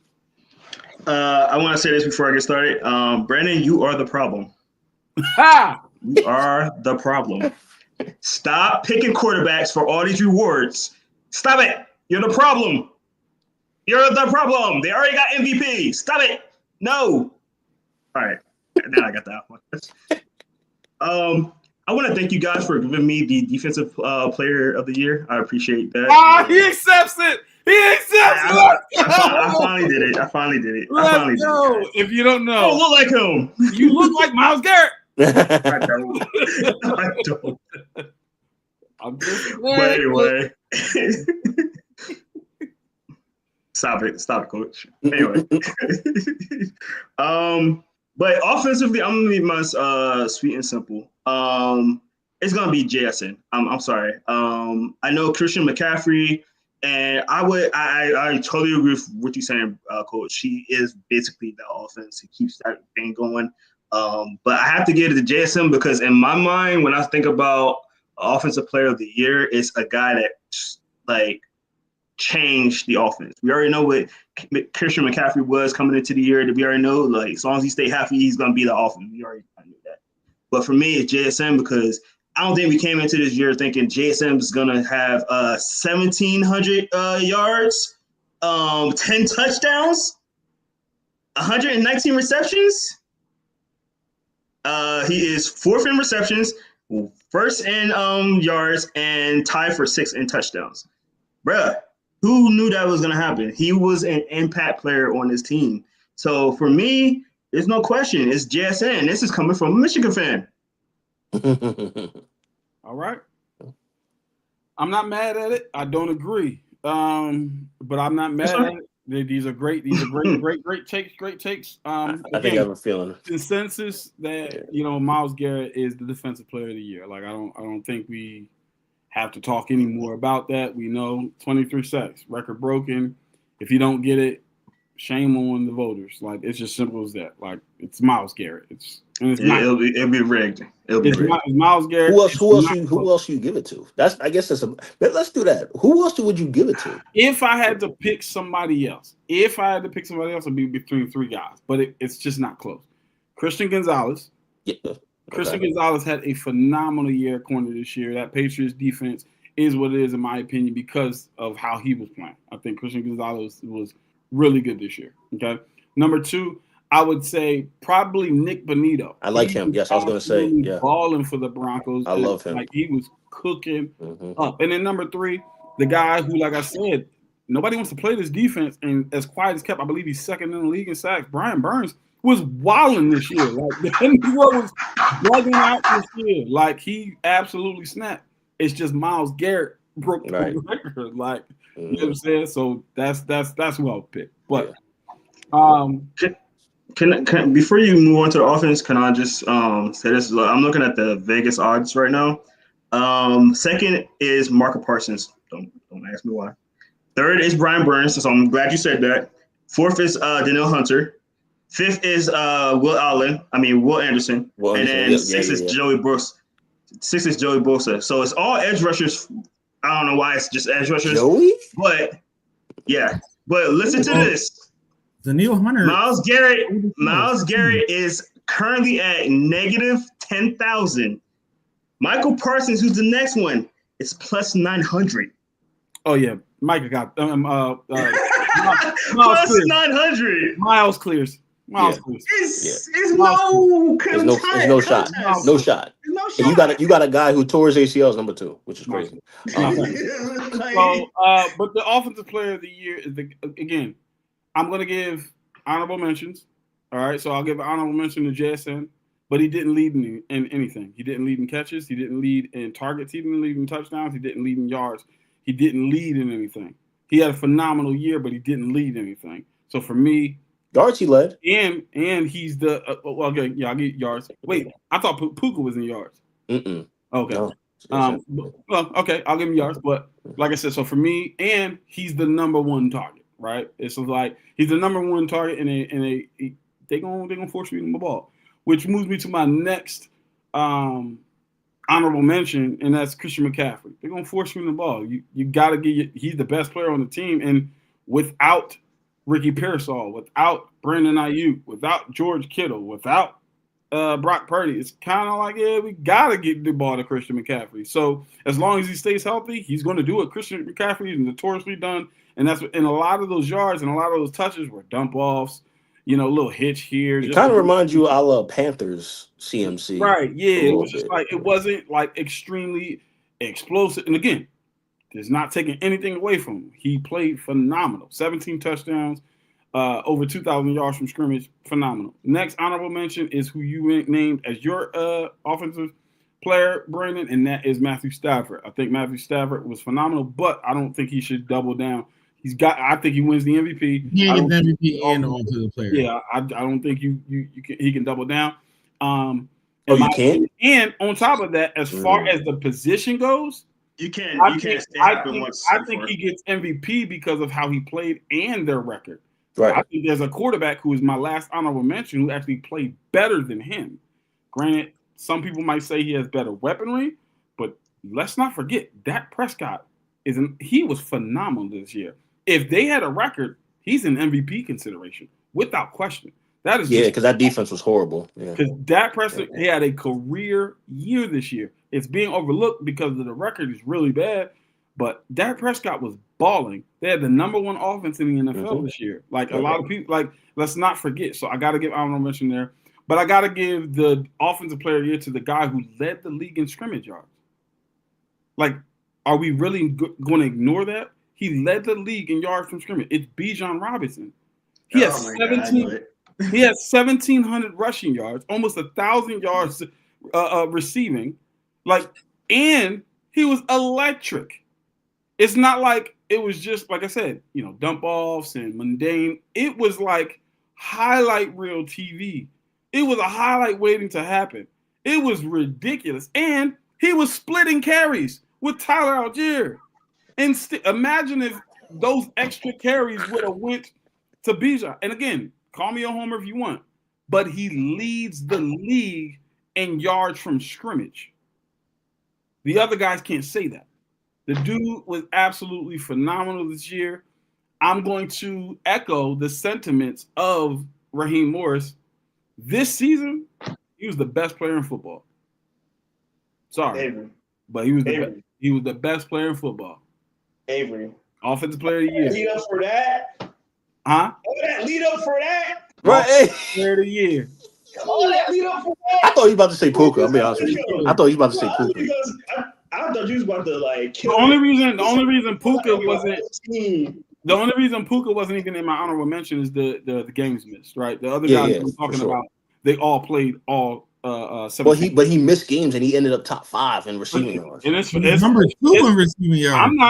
I'm not taking nothing away from Puka. He really missed a game and a half. I'm not taking anything away from him. I'm just giving them credit for staying healthy. All the guys I just named did not miss a game.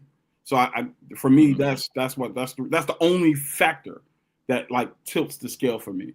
But for me, again, the guy led the league in yards from scrimmage. Absolutely phenomenal. Like, sorry, but that's it. It's for me. So I don't know about but I'm thinking if you put Bijan next to CMC, I mean, obviously I get what you're saying in terms of like, look, the team's structure is a little different, right? You got different weapons, like you said, that Atlanta Falcons had, throughout the year outside of Bijan that were available. But I think that's why I mean, if I was to choose between the two, rationally, why not also go with CMC though? Because I think CMC and Bijan are kind of prototypes of each other, where obviously they do both out the backfield, catching, running, know how to get through the holes, whatever. So I'll answer your question. The reason being is if Brandon Ayuk and has more explosives. Exactly. If they were there, would his touches have been even that high?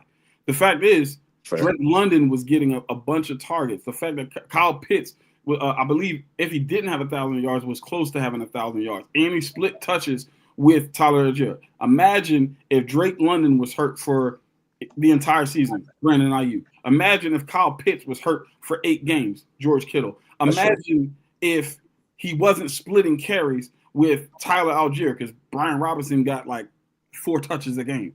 Imagine that, and imagine the numbers he would have put up then. I guess it all depends on what you want to, or if you, like you said, because if you go that logic, I completely agree with you. Like, imagine what could have happened. I mean, that's the logic I'm using. Yeah, no, that's what I'm saying. But the other side of it is you got a guy who basically got his team to the playoffs.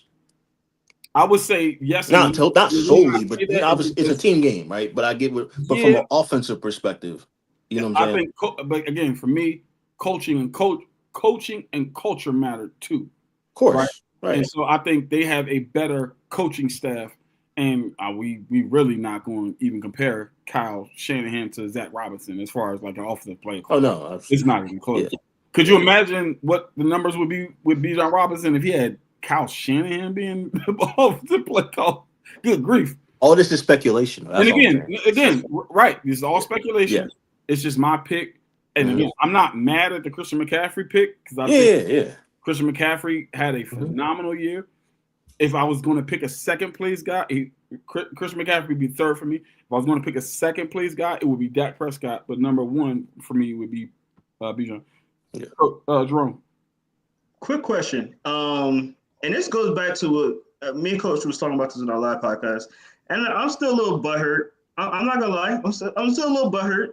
But how the heck do Kyle Pitts have almost 1,000 yards? He only had 3 games over 70 yards.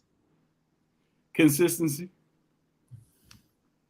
I don't want to hear it, bro. I'm still butthurt. I mean, this is the first year. 50 yards. 50 yards. Exactly. This was the year this is the first year since Matt Ryan that they consistently targeted him. The first year he went off. I had him on my team rookie year. Yeah, I was just saying. 118 targets. And the reason being is because for a good portion of the year, Darnell Mooney wasn't healthy.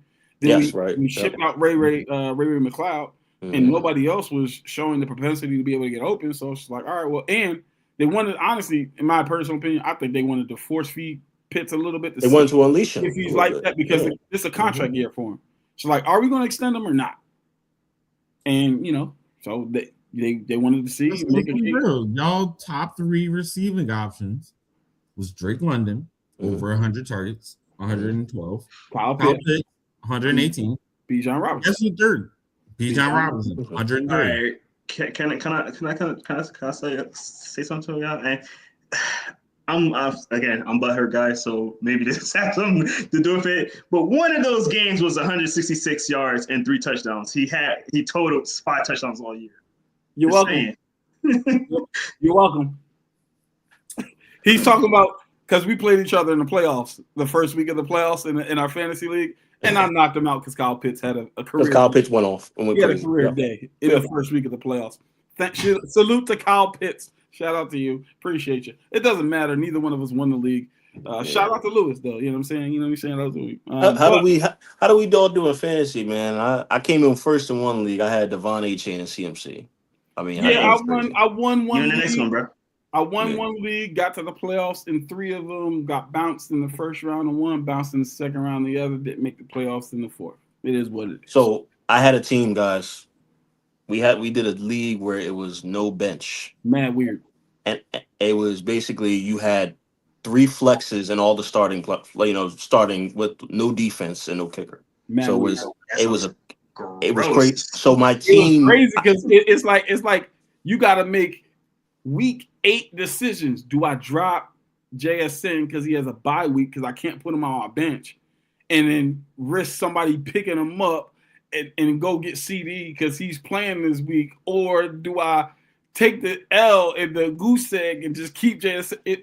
I said, y'all crazy. bro. My team, put it like this: my team did not start this way. So my team at one point, when everybody was healthy, was Patrick Mahomes, Jahmyr Gibbs, DeAndre Swift at running back.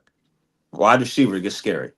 Had Amon-Ra St. Brown, CeeDee Lamb, Chris Olave, Trey McBride, and then my two flexes or 3 was like Jalen Waddle. Who else was it? Rashee Rice and somebody else. It was a good player. Sidebar. Shout out to Trey McBride, man. You know what I mean? Yo, career year this year, man. Cooked up. receiver numbers. But yeah. So it was crazy. But I ended up coming in third. And that team, everybody from the Lions milked me, bro. That Jahmyr Gibbs. Pause. Yeah, pause. Pardon the left. But pardon the left. but yeah. All right, y'all. Listen, we're gonna wrap this up with the last thing, and we're just gonna do this real quick. And I'm only gonna go with. Do I want to? Yeah, let's just do the Saturday games. I want to do some playoff previews. All right, just the Saturday games though. Just give me a quick take for the game and who you think's are going to win. For those who do not know and are wondering what the playoff schedule is going to look like this coming Saturday. Starting off the NFL playoffs, the wild card round for 2025 at 4:30 p.m. on Fox are the Rams at the Panthers. Can you believe it? A team with a losing record is hosting a playoff game. I don't mind it because I like the division winner gets. You like the NFC South? I like it. But anywho, Rams at the Panthers at 4:30, and then the 8:00 game on Amazon Prime Video is the Packers versus the Bears for the 3rd time this season. You gotta love it. So I'll start with you, Mr. CEO. Give me your quick takes for the game, and then your game picks. Can I just say this real quick? The NFC games first round are the worst outside of the Eagles game. This is the worst. I'm picking the obvious teams. I'm going to go with the Rams, and I will be going with the Bears. I don't know about that Bears one being obvious, but all right, Coach. If their starting quarterback is out, don't get me wrong, Malik Willis is good, but is their starting quarterback on play? Go ahead. Yeah, I'm sorry. These are very, very simple games. Rams is beating the heck out of the Panthers. The Panthers had a good season. It's nice that they made the playoffs. They not winning this game. It's that simple. Hey, I'm sorry, but the Packers ain't looked the same since they lost Micah. So Jordan Love, no Jordan Love. There ain't no love in Green Bay. No need no love. They ain't getting no love that game. I'm sorry. We're right. Listen, Jordan Love, no love. Ain't no love in Green Bay this week. Ain't no love. I'm just saying, another NFC South team gave the Rams a run for their. All right, Coach. Appreciate your take. Sorry, but I'm gonna go, and then I'll go to you, Brandon. I'm gonna go against the grain here. I think the Panthers are actually going to lose by 1. I don't think it's going to be a blowout or anything like that. I knew you were going to do that. I knew you were going to do that. That's why I stay quiet. So you're not that bold. You know when you can be that bold to say the Panthers. Nah, man. Like, yeah, give me the Rams by whatever. I don't even care. The Rams, I think the Rams are going to win that game. And again, I will say this: I won't sleep on the Panthers because that defense has been playing really well the last. I like Derek Brown. Season, Derek Brown's good. And they've been like up and down. It's like they win a game, lose a game, win a game, lose a game. Technically, this would be the lose a game, but you know, This would be the winning game. This will be the winning This would be the winning game. So we'll see. But the Rams, and they're going to probably get Devontae Adams back. Packers versus the Bears. Again, you guys are talking about Jordan Love and whether he's not there. I ain't gonna lie, man. I like what I saw with Patrick Willis, man. He was playing his butt behind off, man. So that's why I say for me, it's not as close as people think. It's not as much as a. Malik Willis is okay, but he did not earn a starting quarterback position. I'm not saying he also didn't come into a team where he had an opportunity. Jordan Love was under contract for a long time before Willis got there, but whatever. Bears versus the Packers. I am going to take the home team, and it's strictly because they're the home team. And I guess to your point, there's no Micah. They have not looked the same since. Brandon, talk to us, man. Give us your picks. Yeah, the Rams, that offense is just, they're going to be cooking. Granted, they have the defense you did point out has been playing well. I think they got some weapons on the defensive side that could pose a threat, but put like this, them posing a threat is like, okay, we'll get y'all down from scoring 42 to 35, like, or maybe 20, maybe 28. It'll be so you're saying it'll be an Andre Iguodala finals MVP type stuff. Oh yeah, you did all right, you did cool, but LeBron averaged a triple double, but you get you shut him down. You did. Devontae only had 2 touchdowns. Puka only had 100 yards. He didn't average 30. I'm like, wait. All right, and that's no shade to Andre Iguodala. He's one of my favorite players ever. I ain't even hold who is it? Max Kellerman. I'm taking Andre Iguodala. I'm taking Iguodala. But listen, hey, I'm just saying, Steph earned that one, or Draymond. But whatever. Anyway. I think it's the 35-7, 35-14 game. I think it's just, there's too much firepower. And then the Bears, I think it ends up being a close game, to be honest. Not because of Malik Willis in any way, shape, or form, but I think it's because just the fact of it being a division game, the fact that there will be some pride. Like, listen, like, these are the I'm sure some Packers players on the defensive side, granted, they are talented and they are a respectable team, like obviously the Bears. But I'm sure some defensive guys, in spite of Micah not being there, they're gonna be like, "Yo, we gotta have some type of pride here, y'all. They can't run it up. They can't run it up." But I think ultimately the Bears pulled out. I think I could see it being like a 21 or 24-14 game. Favorable but manageable win by the Bears going to the second round. I'm a flip, man. Give me the Packers. Whether Jordan Love is that song. Run it up, y'all. Run it up, Bears. Clearly they talking crazy. Give me the Run it up. I'm flipping. I'm taking the Packers, and here's the reason why. It's something to be said for being in the playoffs and being in the playoffs before. Caleb, this is your first time. Sorry, but it's a different game in the playoffs. Jordan at least has the experience. I'm going with the Packers. So that's if Jordan. So if Jordan plays, even if he doesn't, the team has played in the playoffs. So for me, I'm going with the Packers. But ladies and gentlemen, that's it. That's going to wrap it up for us here at the Air Out Podcast. We do truly appreciate each and every one of you for jumping on. Like, for sure. Shout out to B Merch being in the building with us today. We truly appreciate it, man. Listen, it's been an absolutely phenomenal show. We couldn't do this without you. Hey, can I say one thing? Yes, sir. Everybody at home, stay out of the NFC South, okay? It's cool. Respect, shout outs to them, but stay out the NFC South, okay? Just don't go. I just want to know. Has the AFC South done? No, not at all. Anything in the last 20 years? We have won a bowl. The Falcons never won a bowl, but bowl, like, you know what I'm saying? NFC South got 2 in the last 20, but whatever. Anyway, ladies and gentlemen, that's gonna do it for us. Like I said, we do truly appreciate each and every single one of you. For B Murray, for Coach, for Jerome. Drones, I am Avery Collins. This is the Aired Out Podcast brought to you by Inside the Hashes. We will see you all the next time we see you. Enjoy the playoffs, ladies and gentlemen. Packers win as long as Patrick Willis doesn't pat the football. He Oh, should call God. Matt Ryan. Malik. Here we go. Here we go. Yeah. Here's Yeah. the goodness. He's back. Gotta end it the way we If you got don't it. have the football, You don't got it. In You this, don't got it. we in this. It's all probably about going to end up